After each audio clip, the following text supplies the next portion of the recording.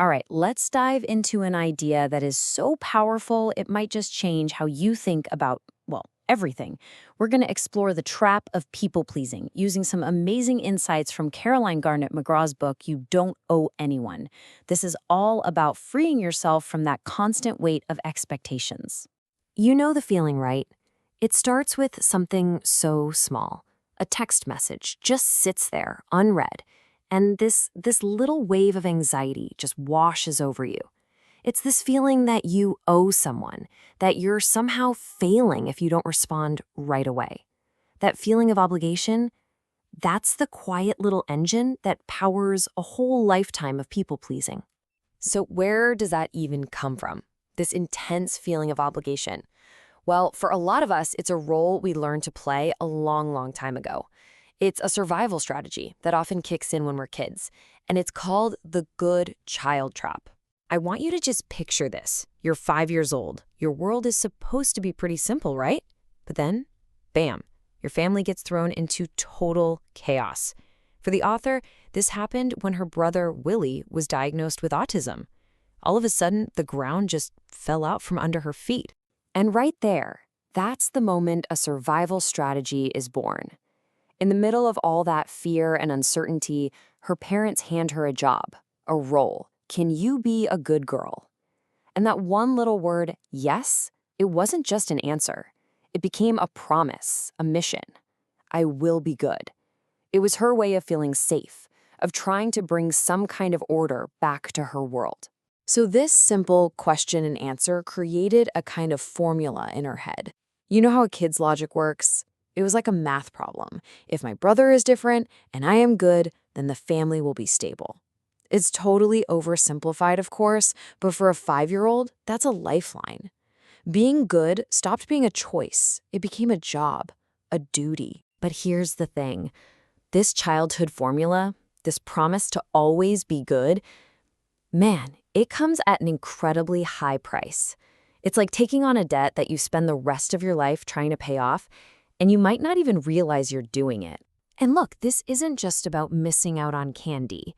Think about what this teaches you. It teaches you that your own wants, your own experiences are less important than the rules. When you're the one stuck at the door while all your friends are out having fun, you learn that your joy comes second.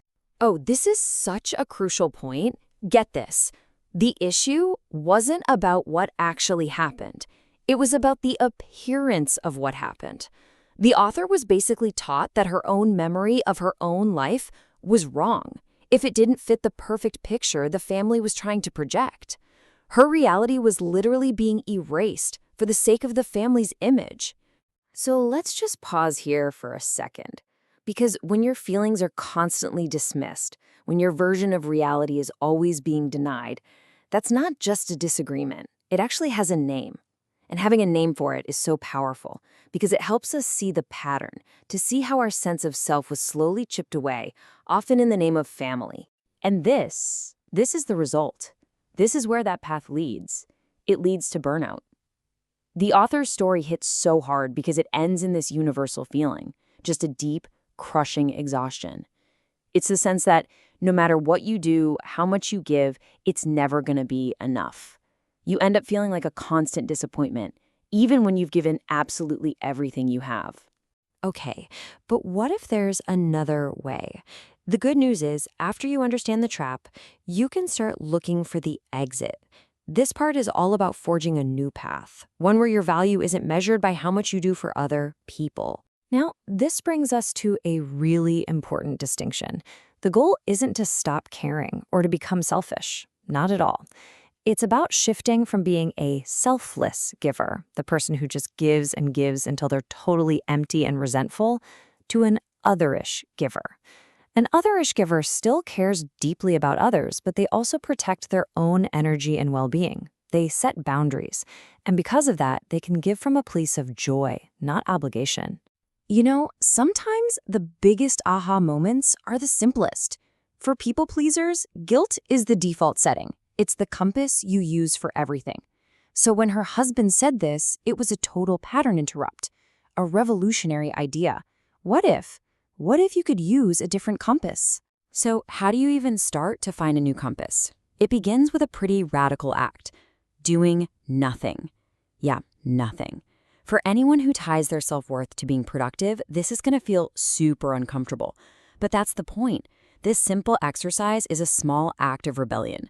It's 15 minutes a day where you prove to yourself that you have value even when you're not doing or fixing or pleasing. And that brings us right to the heart of it all. The single most powerful, liberating truth you can possibly arm yourself with on this journey. It's the title of this whole new chapter. Just let that sink in for a minute. You do not have to be good. For the author, hearing these words was like a bomb going off in her brain. It was permission to stop performing, permission to stop trying to be the perfect, flawless person she thought the world demanded, permission to just be. So here is the final, crucial realization. We live our lives as if there's some invisible committee watching us, judging every move we make. But the truth is, you are the committee. You have the deciding vote. You get to set the agenda for your own life. And you don't owe anyone, an explanation for the choices that you make for your own well-being. And that's really the question we want to leave you with. If you could just let go of all those imaginary debts, those unspoken obligations, the heavy weight of everyone's expectations, who would you be then? What would you finally have the freedom to do? Thanks so much for joining us for this explainer.